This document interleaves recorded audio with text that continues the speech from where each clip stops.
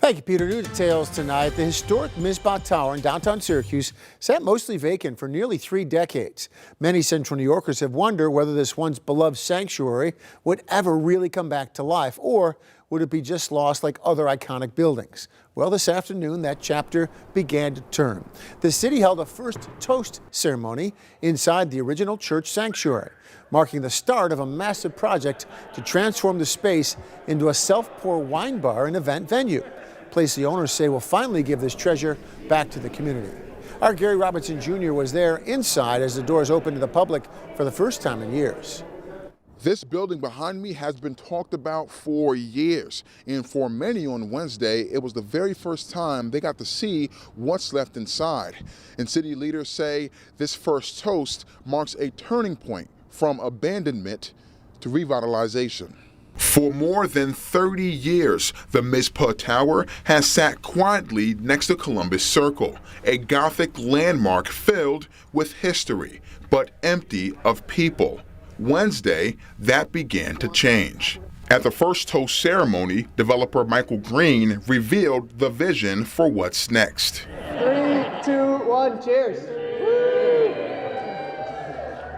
So it's going to be what we're calling a wine sanctuary and event space. So it's going to be a self-pour wine bar. We're going to really try to utilize the existing architecture we have to make it a really good place to meet up for drinks downtown. But then it's also going to be an event space. So we think it's a beautiful venue for weddings and corporate events and charity events and those kind of larger format group events. Green says the goal isn't to cover up the building's age, but to show it.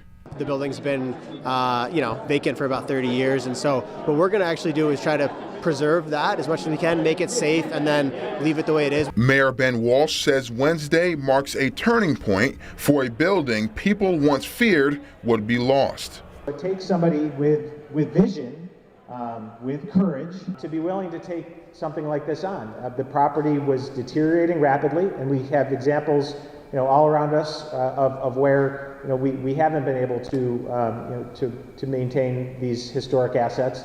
But we also have examples of where we have. And it's not just about history. It's about creating a gathering place that reflects who Syracuse is today. Having a space that's going to bring different cultures and diversities together and allow people to interact and meet new people, I think is a great aspect of Syracuse. Green says the first floor will house the wine sanctuary and bar, while developer Tom Serio is transforming the rest of the building into apartments. To me, the space itself is the most beautiful space in Syracuse. And so when I came in here, I just really felt like it was a space that needed to be open to the public. Reporting, I'm Gary Robinson Jr.